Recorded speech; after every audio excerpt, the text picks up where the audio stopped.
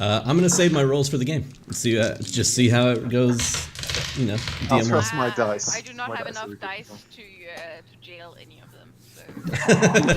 So. Okay, so we got everybody here. It looks like everybody in roll 20. We got Mouse, GJ, Aylin, Reggie, Stuart, and yeah. Okay, perfect. I'd say we're just about ready to start. I want to get started by saying thank you guys for being here. 1, on time, and 2, period, because I know it was kind of a like, hey, let's get started next week kind of thing. So it's not a very like, hey, let's plan to do this. It was like, let's go now. And even then, still, I was like ultra excited the whole time. Yes. I wore my customary D&D shirt. I don't know if you can see it. Let's kind of see it. Yeah. Oh, yeah. It's the ampersand, right? Yeah, it's a little ampersand with the dragon on it. But yeah, let's get started. I have a couple, like I said, sound effects, noises, and stuff like that. If you can't hear them, just turn up your volume from the browser, and then turn down the volume in Discord, and that's pretty much an easy way to go about it. Okay. So, Raining. should be able to hear No, rain. I hear the rain. Yeah.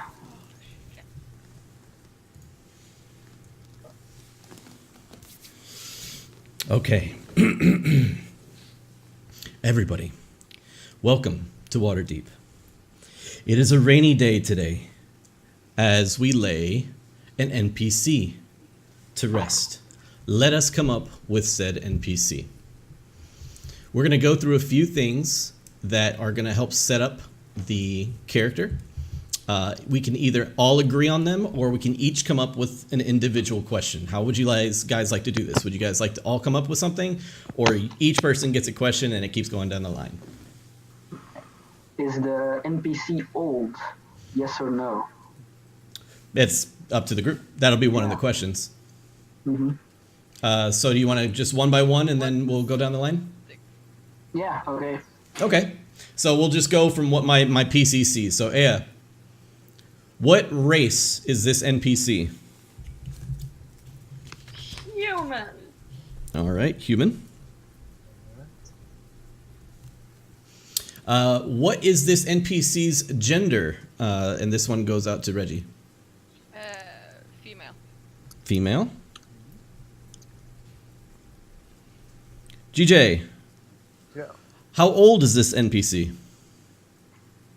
I'm gonna say about 74. Very old. Yes. Mouse, what is this NPC's name? I know you love names. Fuck! His name is Bob. Go. His name It's is a- Bob. The girl's name is Bob, all right? What's it short for? It's Lena. short for Bobby, short for Bobby. But Short for Bob. everybody knows her. Everybody knows her as Bob. Yeah. Why not? It's offensive. Why must you torture me already? It just like it came down the line. That's just how it rolled. Maybe she identifies as a him. There you go. I don't know. Everything's That's true. possible. That male. There you go. All right. So, What's her last name though? Stuart, Yo. what does this NPC do for a living? Bartender. Bartender. Perfect. Love it already. At 74, she's a bartender. Yeah. Hey, she could be running the place by then. Yeah. Okay, and we can just kind of skip a few of these questions. They're really not necessary whatsoever. So we're gonna go down water. How did this NPC die? Whew. Since he's so old already, I'd say probably old age, or maybe Just- a sudden disease, Just straight up death from old age. or a sudden disease. Well, One of the two. So we'll say something like an organ failure, like heart failure. Yeah. It's like a heart attack. Yeah, heart attack. Perfect. Okay. All right. And lastly, before we go into everybody's kind of backstory with this, how did the NPC die? Or I'm sorry, how was the NPC brought back to life? And we'll go ahead and like anything we'll do. By a car? Crowdfunded. I mean, Crowdfunding? A literal Kickstarter, like. Everyone in the bar just pitched together to get her resurrected. I love it. Crowdfunding. Yeah. We need 1,000 gold pieces in order to bring her back. So if we can just start. There you go. So a medieval crowdfunding. That's about it. Medieval crowdfunding. Crowdfunding. what, were there any stretch goals? That's kind of beautiful. The stretch goals. Yeah. Oh, crowd. If can we have live 1,000 forever. more, we can make her live. We can make her younger. Yes. Oh, we'll have to. Like, we have money for the next time she dies. Exactly. If you give us 100 gold pieces, and she'll make you any drink you want for free for a year. Ooh. I would definitely have done that. That's like Patreon, but for the dead. That's. I would have done that. All right, so this is each and everybody's individual time to come up with a way in which your character meets this has met this NPC or knows or is in contact with this NPC. You don't have to say it out loud as we're going to be coming up with it here in a second. But I'll give you guys like 2 minutes. Just come up with something real quick. Doesn't have to be something convoluted and crazy. Obviously, it's a bartender, and most of the time people go to inns. That's just the way D&D works. Already done. there are several ways that you guys can meet up with her at any point and have a decent relationship with her. What's the name of the inn? The name of the inn will be the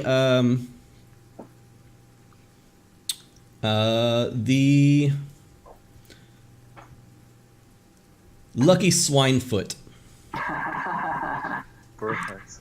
I love it. The Lucky Swinefoot Inn. This is a tavern in the not so nice part of Waterdeep. Yeah, it's in the like, you know, more maybe not so nice part. All right, Bob.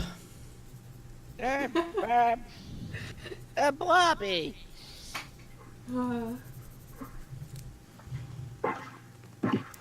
Easy enough. All right, guys. So I'm gonna go through the intro here, and once we get to we lost somebody. Oh, there we go. We're back. We lost A. I think A is back now. Who's typing? Oh, that's I probably me. saw it. I'm sorry, that's me, I think. I didn't know if that was Oh, someone okay. Am I back typing on? or trying Yeah, to you're open back. box, but Yeah. If necessary, if typing becomes a thing, just turn on push to talk, and it'll be a lot easier for all of us.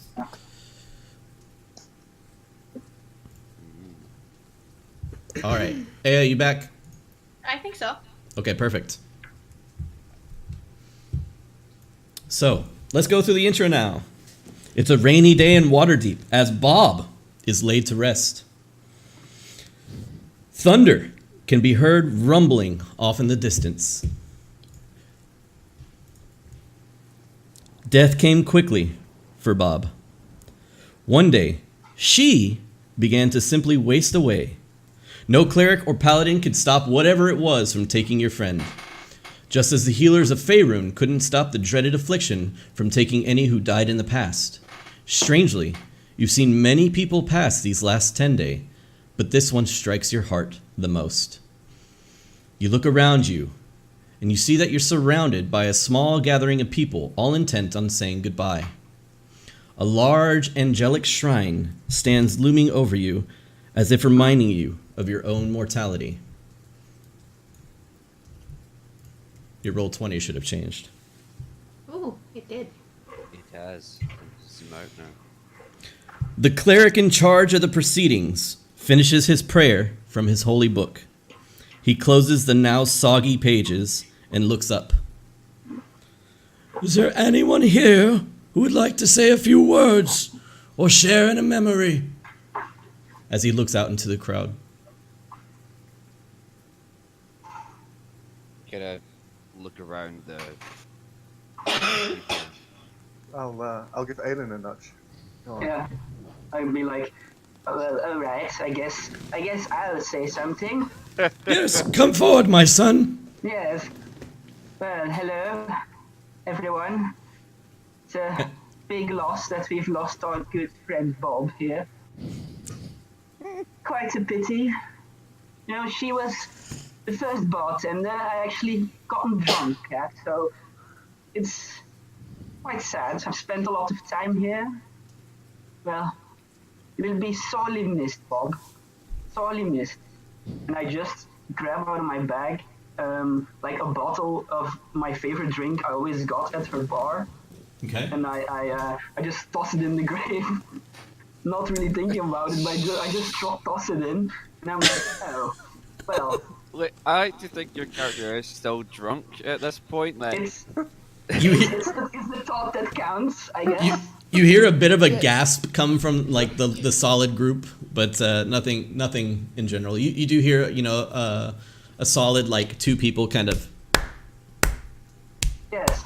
Thank Yeah. you.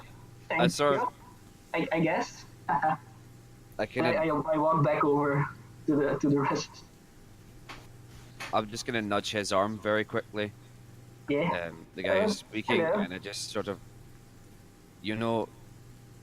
people would wait until the grave has been filled in before pouring a drink out for a friend. Well, I'm not quite familiar with these customs, you know. Haven't been to many funerals. The last one I've been to wasn't quite so, well, never mind. And Water, when people look at you, when you walk up there, what do they see? Yeah, so they see a slender, kind of frail-looking half-elf, wearing quite fancy clothing. He's obviously a half-elf. You can notice he's quite elven in look, but his ears aren't quite long enough to be full elf, so you think there's a bit of a mix there. He seems quite wealthy because the way he acts, the way he talks. And he doesn't seem to be accustomed to having, as he would put it, commoners among him. So he has brown short hair, a bit of a stubble, and his clothes are wealthy traveling clothes. They look quite neat. Haven't seen much travel probably, so yeah. That's him. All right. And as you were kind of tugging on him, telling him how his clothing, how his behavior was, what does he see when he looks at you? Yeah. So you turn around to see this sort of skinny, not too tall, urgent guy with light blue skin, and he's dressed very light, like in terms of his clothing. He's just got like grey clothes on, and sort of heavy trousers. He's got scruffy white short beard, and sort of white hair that's kind of a little bit long on top, but shaved at the sides and at the back, and it just kind of looks like it's been like sort of windswept back all the time. Okay.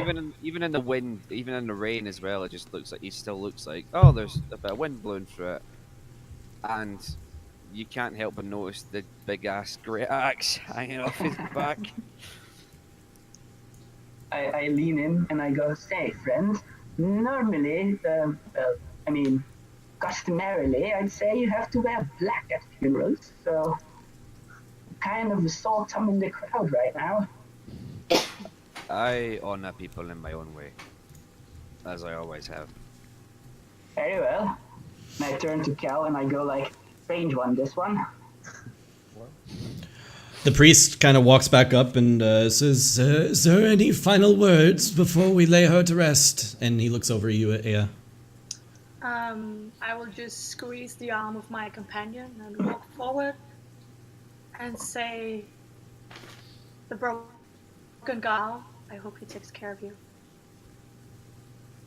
And what you guys see is a really, really tall tall half orc with brownish green skin with green splotches all over, like a skin deficiency of some sort, in ceremonial armor.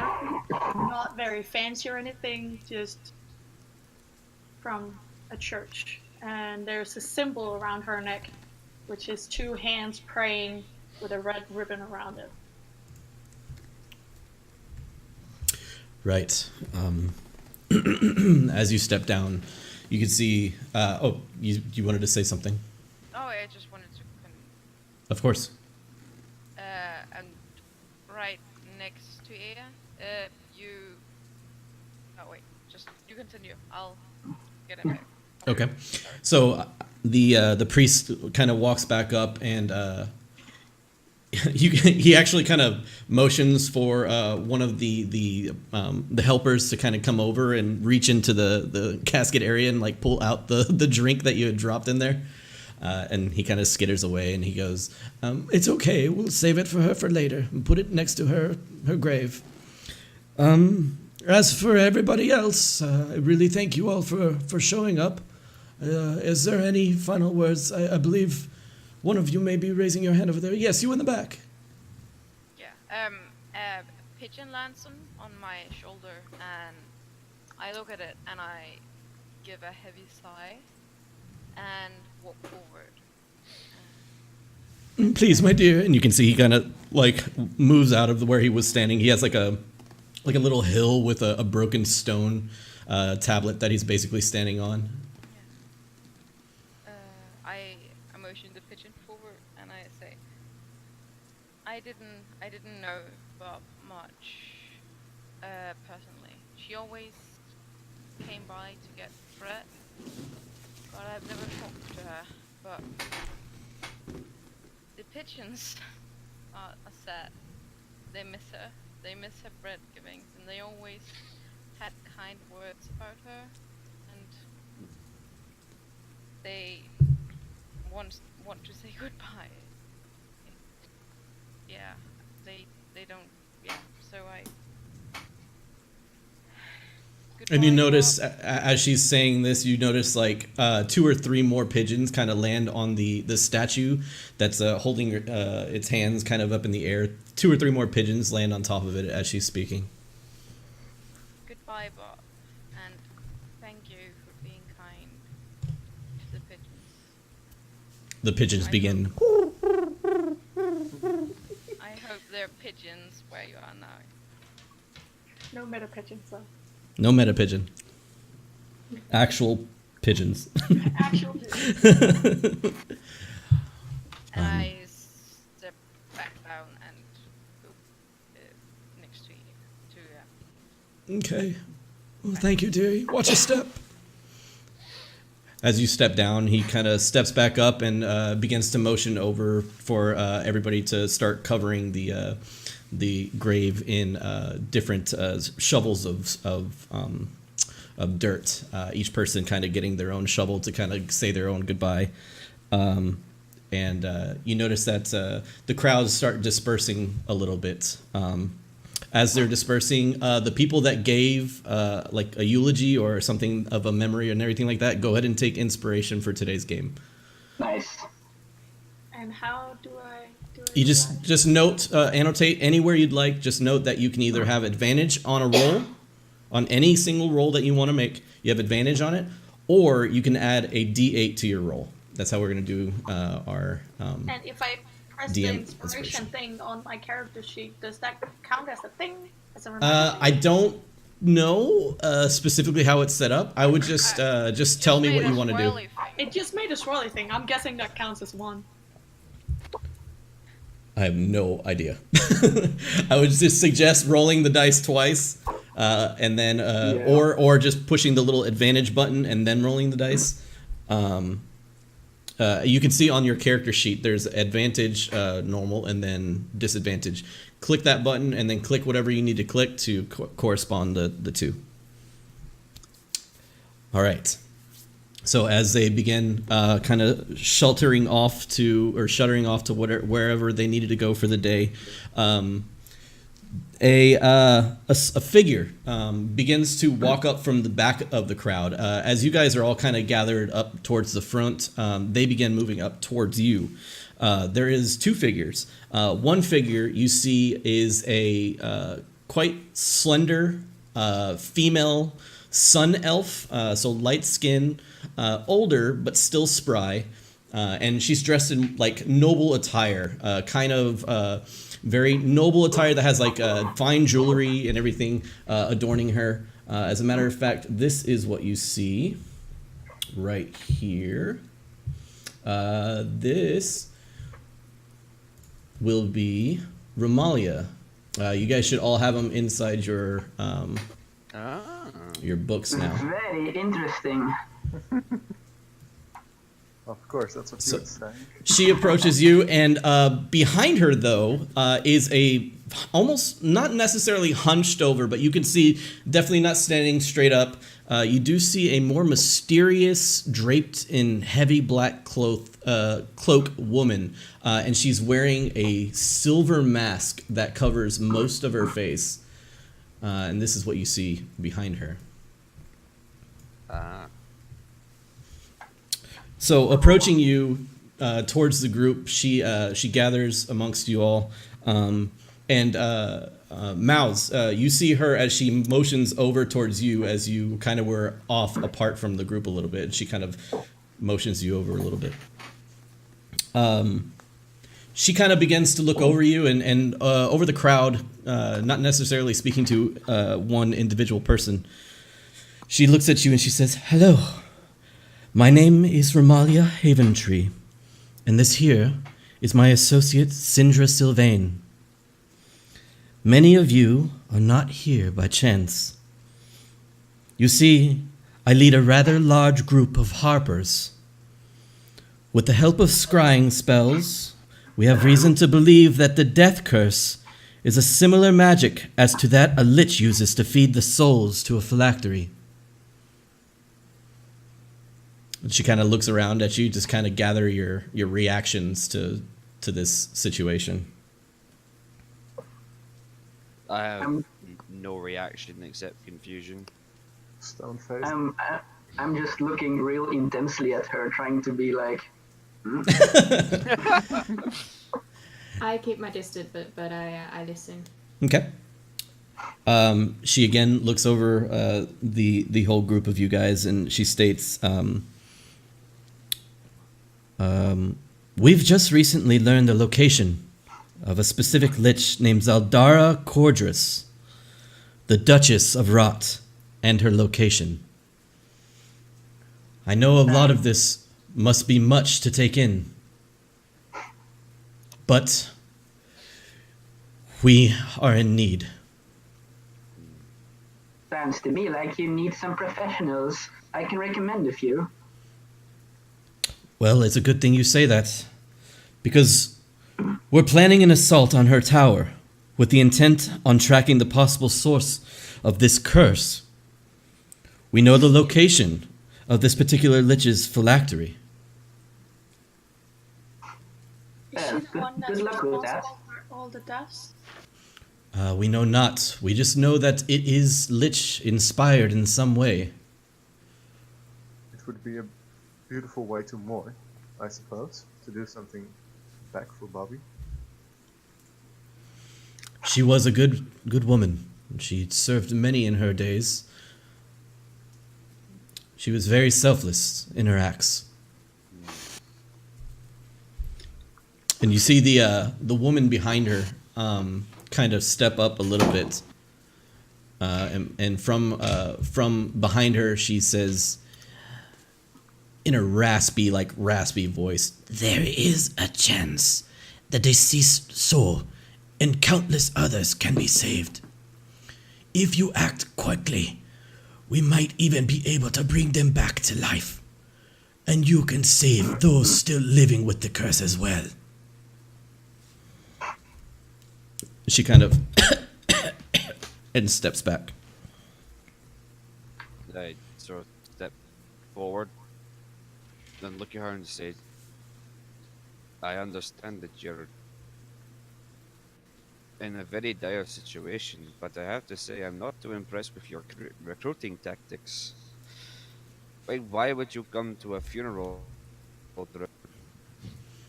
Well, you see, and she kind of steps back up for a second, as Romalia kind of like steps forward to say something, and then she kind of like stops her by placing a hand on her shoulder, and she goes, "Unfortunately, we've tried other resources, and to no return. We're at our wits' end, and I believe that this information could be very valuable."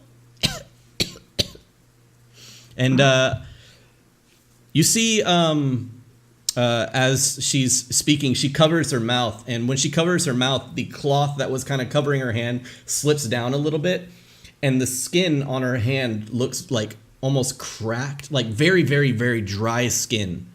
But even at that point, you see that a flake of skin kind of like flies off of her hand into the air and dissipates almost magically. And she immediately covers her hand back up. I suppose it would be a good thing to save another soul from this curse. Is that what I told him? I look at Reggie. Should we do this? Well, we do have further information for you. She says, we know the location of this phylactery, but it is a spell book bound in human skin. It's locked in a vault in the basement of her tower. You see, we are in need of a small strike team of talented individuals to sneak into Zaldara's cellar and retrieve this spellbook. All the while, our main forces will distract her with a full head-on attack of the tower from the top. You all have been chosen for this task. Wait, Would you- all of us? We're All. all supposed to sneak into this tower together? Yes, that in numbers, great things can come. I'm confused. You said you weren't sure it was her? We know that she is in some way involved. We've been using our scrying spells in order to keep tabs on her, and she speaks of things during her studies, but we've yet to see exactly what it is. The So she Harpers are. hasn't done anything. Well, a She lich is a lich. Yes, and she is- liches get stitches. Yes, liches Sorry, I do might get be confused stitches. about what a lich is. So, An undead wizard. yeah. Okay. The Lich King. You guys will all know what liches are. They are things that they are the boogeyman in the night that your parents talk about when you're children. A lich is basically an undead thing that very specifically can never die as long as its phylactery, which is a thing that captures souls, is intact. As long as this phylactery is intact, if that lich dies, it then resurrects again, using the souls of the phylactery to empower itself again. You know for a fact that liches are as evil as they come. Okay. What was she called more than Soldara? But she was the Duchess of Rot, right? The Zaldara, yeah, they just call her the Duchess of Rot. Okay. That is a pretty metal name. Yes. It is pretty metal. Is this a name that would ring a bell for Aelin? Go ahead and roll a history check. Okie dokie. That is a 13. A 13. You would not have heard of this specific lich as they had just located her, but you would have a pretty extensive knowledge on liches as you've done plenty of study in your time. It's not really a huge like secret, these liches. They do exist, and they are, like I said, the like boogeyman tales of the day. But to see one is quite rare, so there's that. Have I heard of her in the whispers that I've heard around? You would have heard no more than what these guys have. It's literally they just got this information and they're making an act on it now. Before this situation, they have been trying to gather like where the hell this death curse is coming from or what's going on. But this is the biggest lead that they possibly have for now. I heard somebody said something about the Harpers. Yes, that was me. Okay. I'll take a look at the group. What you'll notice is bright green eyes and the face of this lanky elf with red hair. Beautifully in black, southly, I should say. He has a solemn expression, but somehow his eyes twinkle in the rain. He looks at you and speaking for himself, he'd say, I know the Harpers have been quite actively as of late. They are,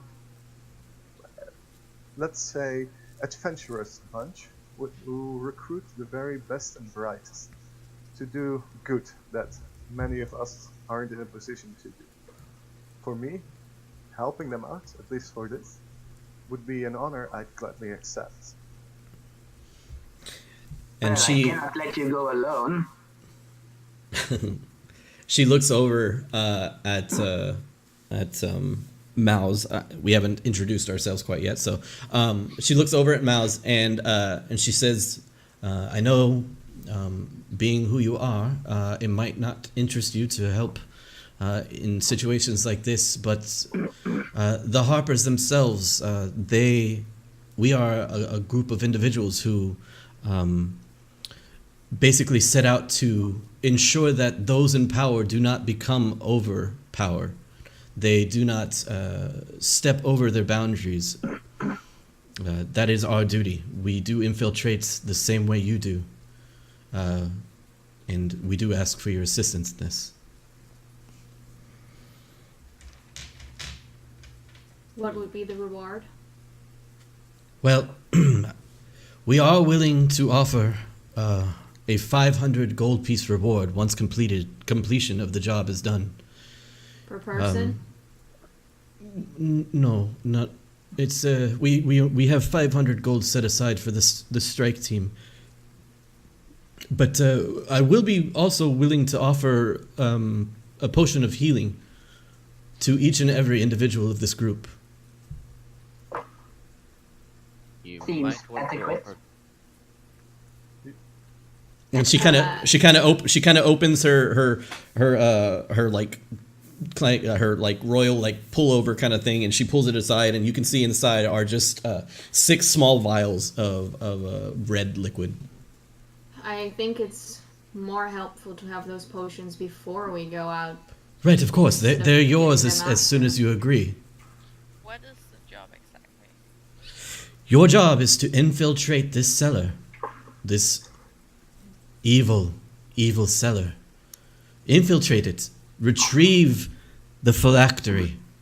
As we then use it against Zaldara to take whatever she knows about the death curse. Would it not be easier just to set it on fire when we get there? Well, of course we can. But using it as leverage will then give us the opportunity to learn more. What does it look like?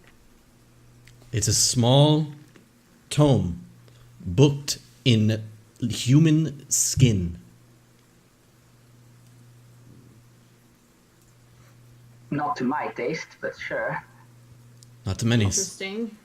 I'll turn to Mousley and I'll say in a gentle voice, so if we might convince you, you can have my share, my lady. Okay. I'll take that. Very well. Is 500 gold a lot of money? Yeah, Yeah. really, not really. It can get you a good night at a good inn. It's But, more than enough for an inn, dear. Yeah. She looks over. She looks over at Aya's character, and she definitely will show you, like the amount of gold that will be given out, in terms of like numbers. Now, whether or not you understand it, she tries to explain to you. It is a lot of money. Who gets our share if we die? Oh Well- my god. I'm so sorry. He sees him. He sees him fly. Oh my god. I'm gonna take him out right now. Well, dear, if God forbid the party shall perish, the amount of gold will be spent in order to possibly pay for your funerals if necessary. Guys, come. Oh, that's an interesting thought. No, I mean not to scare you, but this is a dire situation, and you were selected to be here. Selected. Yeah. We have been keeping were. our eyes on you. Haven't you noticed, Aiden? Haven't you seen? No, not really. We were shadowed for weeks. Well, yeah. You You haven't. have been. God. You have were been. I haven't been paying attention to much more than, whatever we were doing at that time. You Believe should me, be. if we wanted our presence to be known, it would be known. Hence me standing in front of you now offering you this. There we go. So, are we in agreement? I'll do it if my family gets my share if I die, and if you tell me why the hell you've been following me. We can very easily have that taken care of. Your family will be well taken care of with this money. As for why we've been following you, oh, of course, whatever you choose to do with your gold is your decision. We are not here to decide how you spend it. Or if I meant in case I die. In case you, of course, yes, we can do that as well. Secondly, for as why you had been followed, we've noticed things about you that stand out as extraordinary. Things that maybe not a normal person can do. Some extraordinary abilities. I understand you're in, my lady. You say again? What? I understand your interest in me, young lady.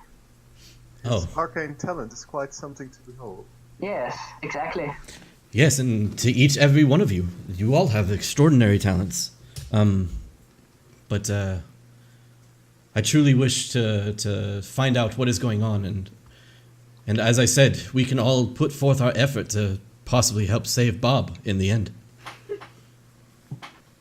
Yeah, this seems like a lot of fun. Bob. Yep.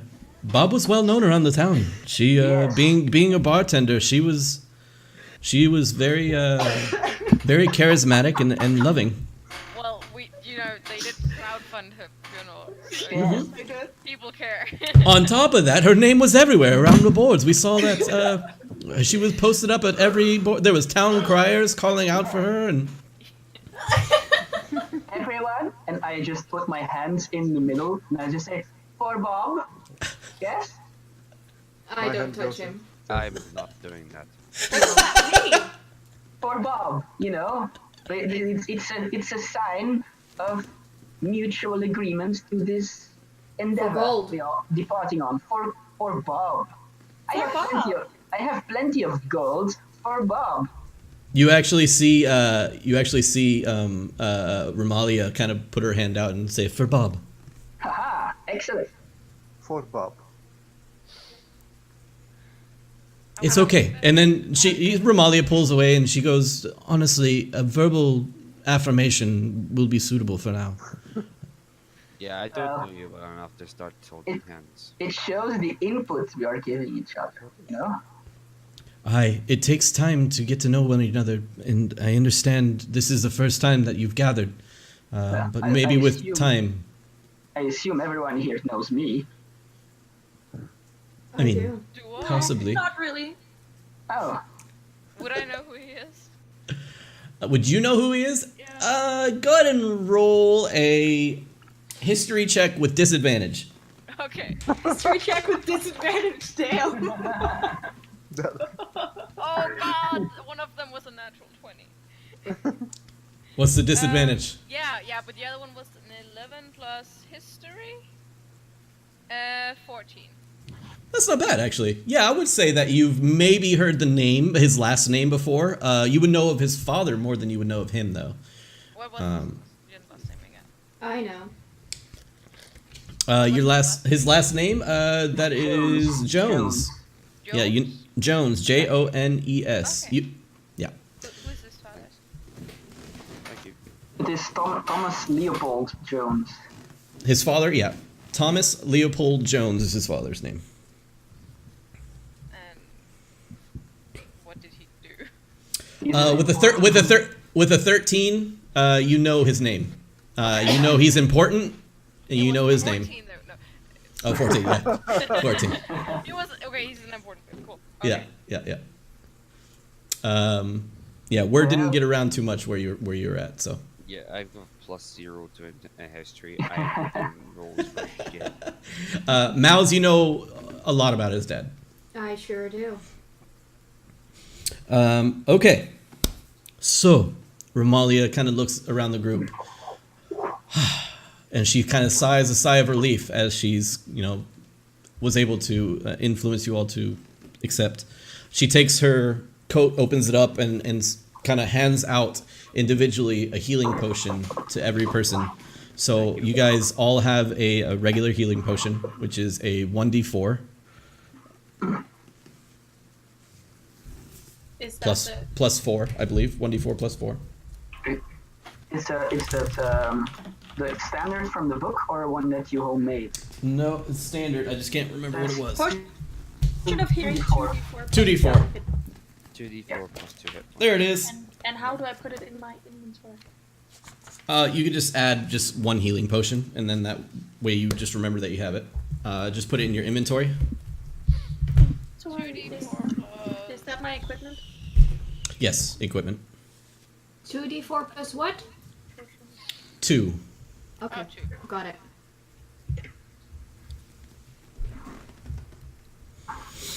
Right then. She says, tomorrow morning, you'll all leave Waterdeep aboard the Diviner, or the Diviner, however you want to pronounce it, a keelboat bound for the Cloakwood, just south of Baldur's Gate. There, you will meet up with Kalbrox. He shall be your guide to the hidden cellar entrance. Go now and get your rest. Destiny awaits you in the morning. And you can see her pull aside the other side of her coat, and she pulls out a black rose, and she places it on Bob's grave. And they kind of sit there for a second and bow their heads in prayer, and both of them walk away in the rain.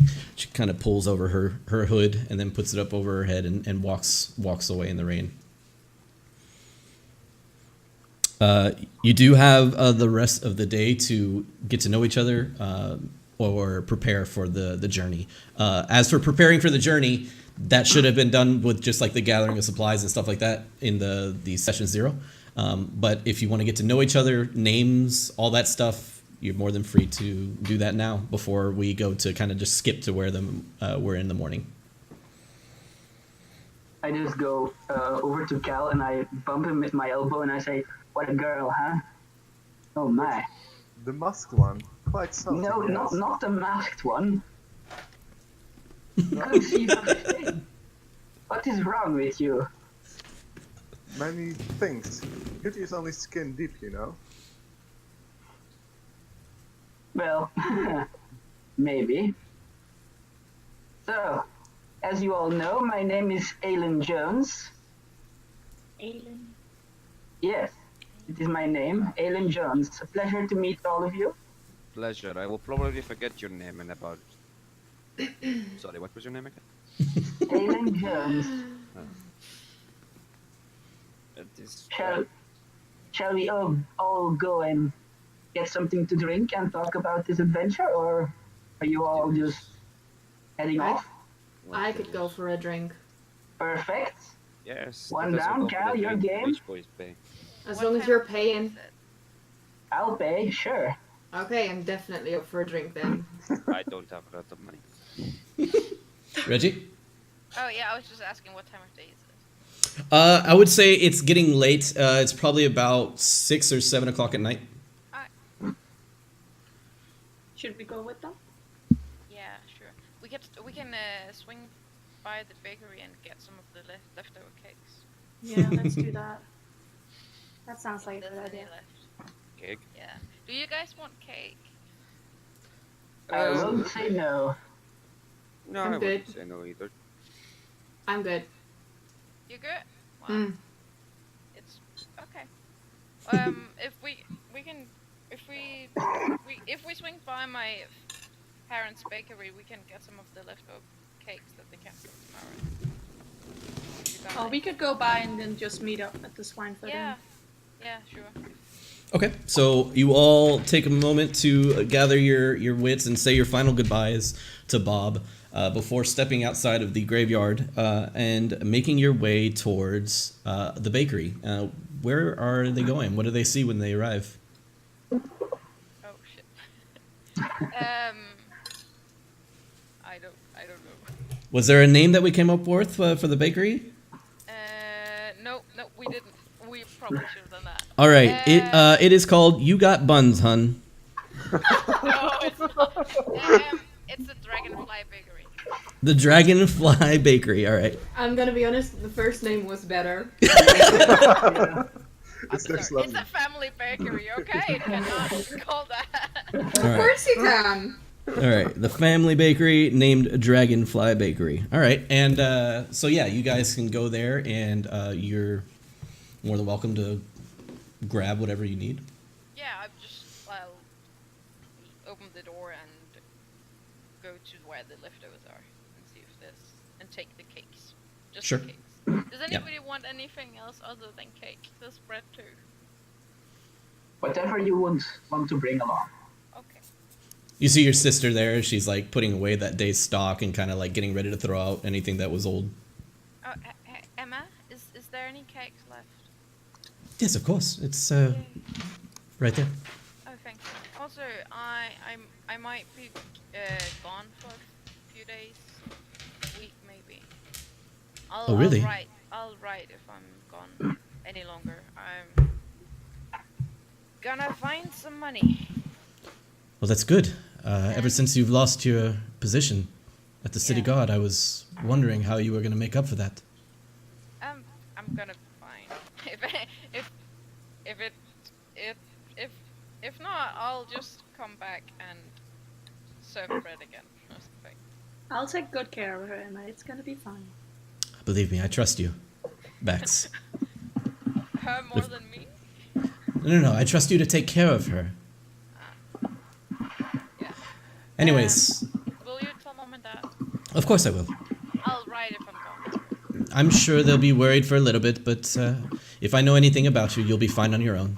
Yeah, and they'll be fine. Of course. Bye.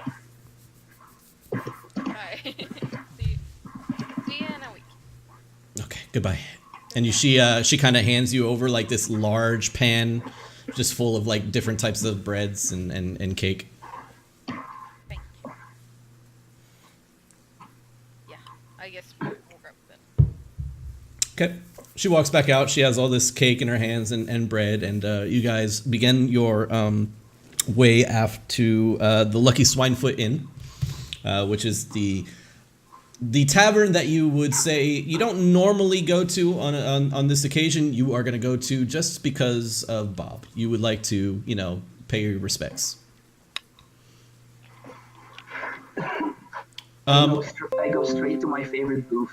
1 second. Is Stuart with us still? I am still. Okay, I just wanted to make sure. Yeah, no, because of what time it is for me, I literally just got my dinner, so I turned it off so you didn't have to see me eating.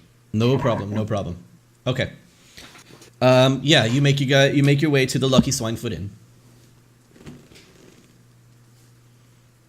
I'll be Alright. waiting there for you all. I'll go straight to my favorite booth and signal the waitress to come get So our you- order. So you walk in and you see that it's a sense the whole bar usually it's nice and raucous and people are yelling and people are singing, dancing and everything like that. But the whole energy of the night has come and taken its toll. As basically a lot of the people that were at the ceremony or the funeral are actually here to pay their respects. You do see that they are still open, and you do see Bob's daughter is actually running the inn now, and a few of her brothers are waitering and taking orders. I'll Alright. gently guide everyone to Aiden's booth. Over there, we can talk somewhat quiet there. You see one of the brothers walk up to the table and he's like, "Can I get you anything, Aiden?" The usual. For me, what do you all want? Rum. I'll just have some ale. One ale, one rum, A cider. cider. Also, I Ale, make yes. sure that when I'm sitting down, I'm actually sitting down and I can kind of look at everyone that is in the room. So I make Sure. sure that my back is kind of like towards the wall. Mhm. I have an open view. No problem. Okay. I could use a white wine, please. White Very wine well. for Cal. Always. So he takes everybody's order, and of course he looks over at Aelin and he goes, I suppose this is on your tab. Yes, yes it is. All right then, very well. And he goes off, and you can see him kind of rummaging through the back and putting drinks together. So, you all know me. Who are you all?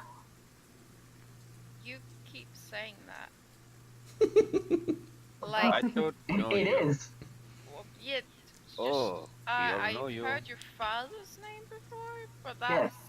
that's in everything I know. Well, my father is the sort of right hand to the Blackstaff of Waterdeep. Okay. He's well known throughout the city as a famous wizard and former adventurer. And that makes you. Yeah, rich boy. His son. You know? Oh, yeah. Sorry. I gathered that much. Yes. Yeah. I just sort of look over at Aelin and like, yes, it's black stuff. That sounds very important. And then turn to whoever is immediately next to me and go, what is the black stuff?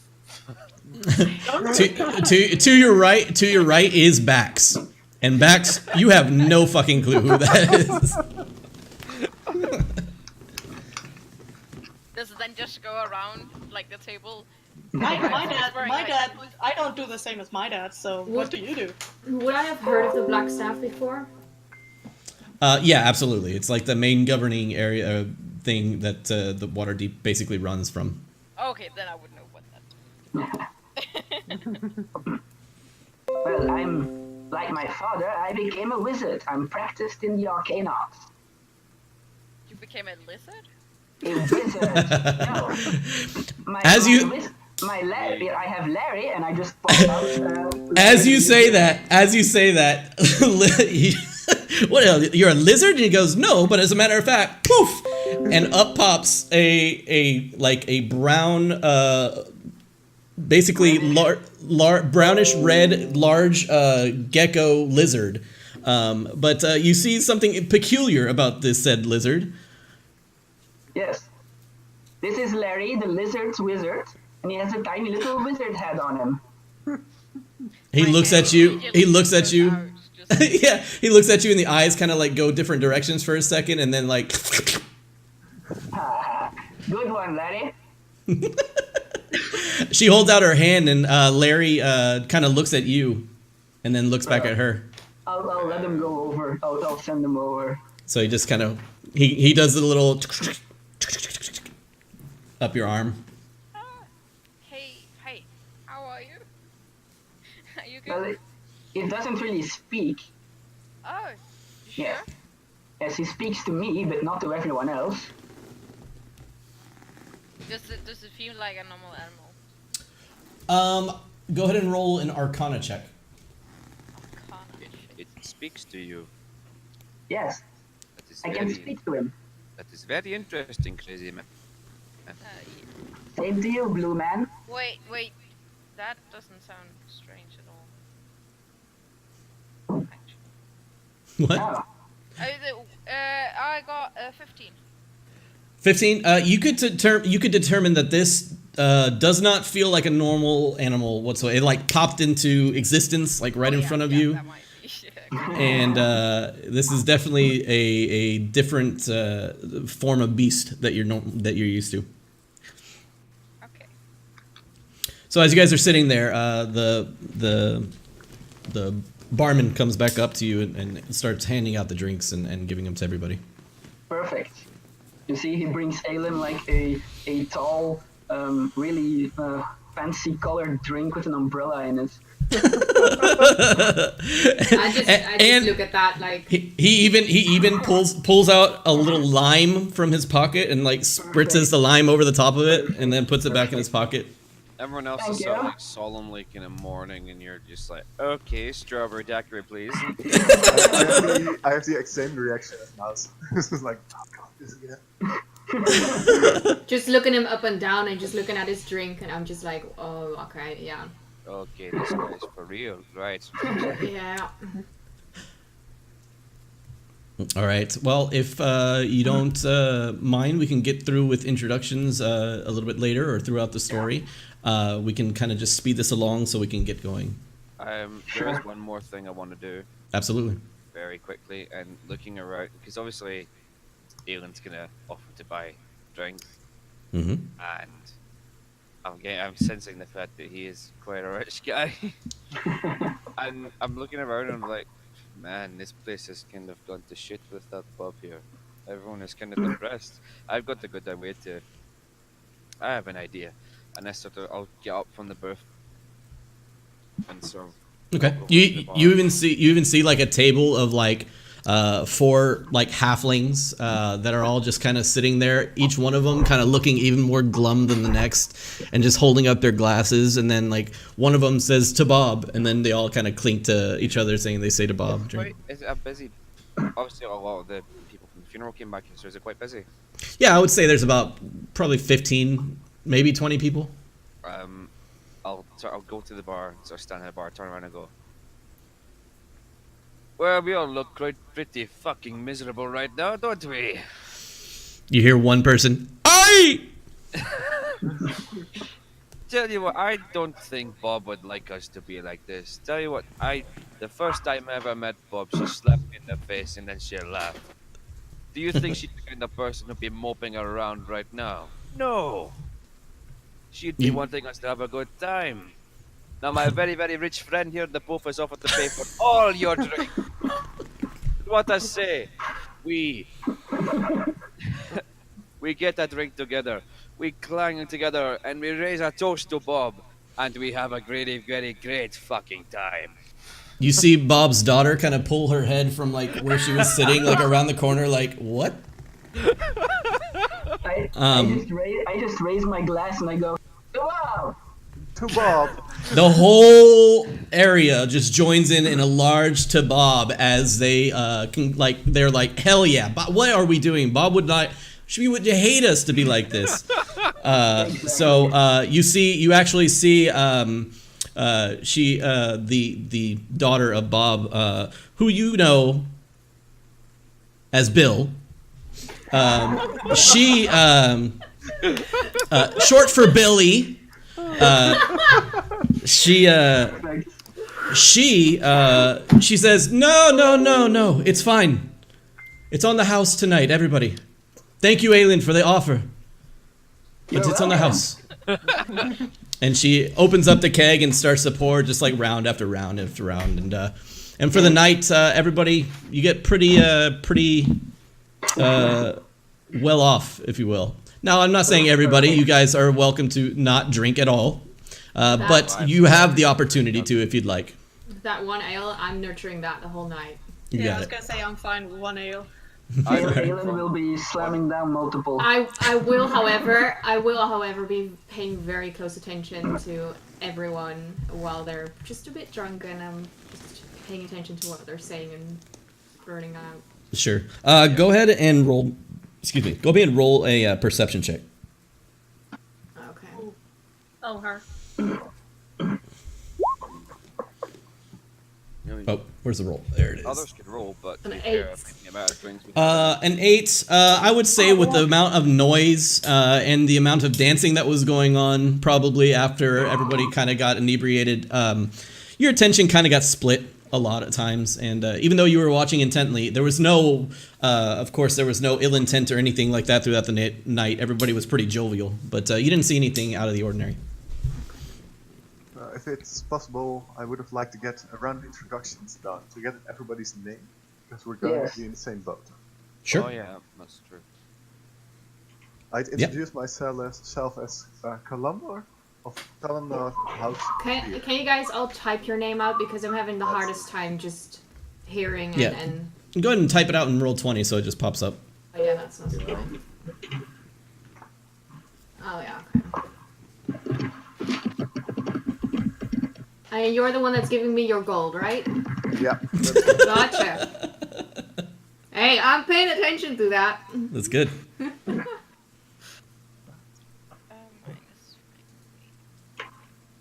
3. House of what? How do you say It's the pronounced I with the clear. thingy Clear. hat, It's like saying clear, like the color clear. but with a G?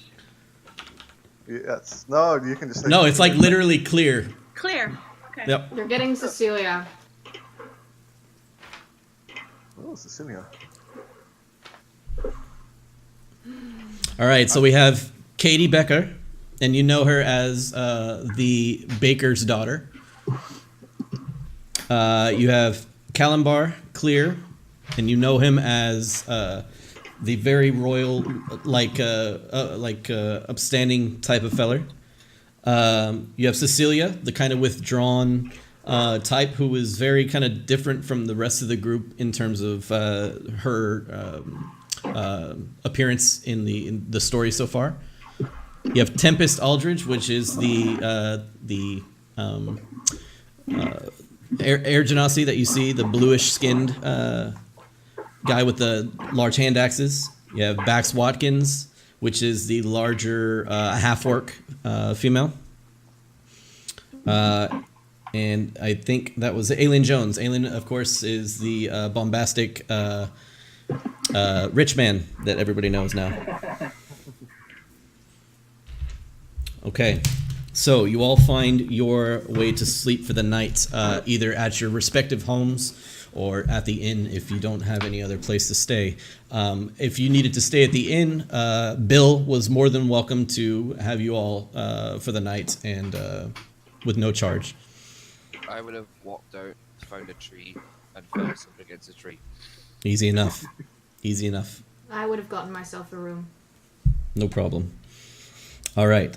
So, you all awake in the morning, and the night prior you had all agreed to meet up at the docks in order to try and find this boat. You are all looking for the diviner, and you guys all meet up at the docks, say about 6 or 7 in the morning, pretty early.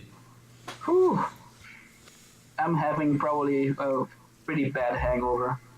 Yeah, depending on how much you drank before the night before, yeah, you probably have a decent hangover. I would have lifted Aiden from his bed, like, come on, time to go. Rise and shine. No.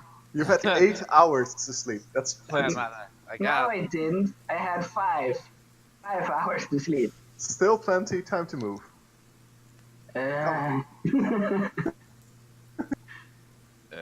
When Tempest shows up at the dock, his usual light blue skin is kind of gone dark blue.